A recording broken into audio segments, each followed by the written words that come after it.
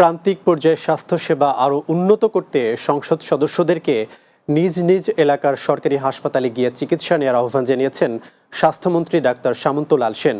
শনিবার Chittagong medical college হাসপাতাল পরিদর্শনে গিয়ে চিকিৎসকদের সাথে মত বিনিময়কালে একথা বলেন তিনি। এ সময় স্বাস্থ্যমন্ত্রী বলেন, দেশে উন্নত মানের চিকিৎসা সেবা থাকা সত্ত্বেও মানুষ চিকিৎসার জন্য বিদেশ চলে যায়, কিন্তু প্রধানমন্ত্রী নিজে এই দেশে চিকিৎসা সেবা গ্রহণ করেন। একইভাবে সংসদ সদস্যরা যার যার এলাকার সরকারি হাসপাতালে গিয়ে যদি চিকিৎসা সেবা নেন, তাহলে দেশের সকল হাসপাতালে চিকিৎসার মান উন্নত হবে এবং চিকিৎসা ব্যবস্থার প্রতি সাধারণ মানুষের আস্থা ফিরে আসবে। যে এলাকার সংসদ সদস্য ওই হাসপাতালে গিয়ে ব্লাড প্রেশার চেক করান, নিজেদের চেক আপ করেন, তাহলে তো হাসপাতালের মান অনেক বাড়ে। এটা তো সত্যি। ওনারা যদি আস্থাটা প্রকাশ করতে পারেন, তাহলে তো সাধারণ মানুষেরও আস্থা ফিরে আসবে, মানুষ বিদেশ যাবে না। চট্টগ্রামের আনোয়ারায় সড়ক দুর্ঘটনায় একজন নিহত হয়েছে, আহত হয়েছে আরও 5 জন। সকালে বারখাইন ইউনিয়নের 16 কাটাস্থ উপজেলা স্বাস্থ্য কমপ্লেক্স মোড়ে এই দুর্ঘটনা ঘটে। নিহত আবু সৈয়দ একজন ইমাম।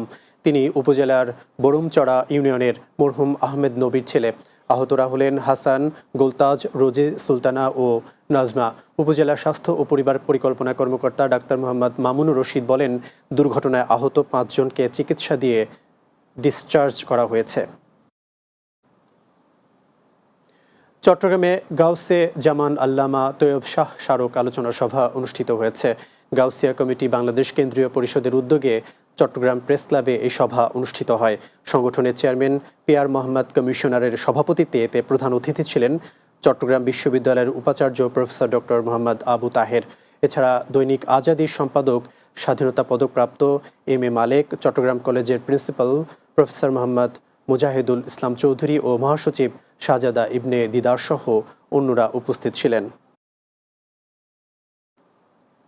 রাতের বাংলায় আরও একটি বিরতি, ফিরছি কিছুক্ষণ পর। বাংলা টিভির সাথেই থাকুন।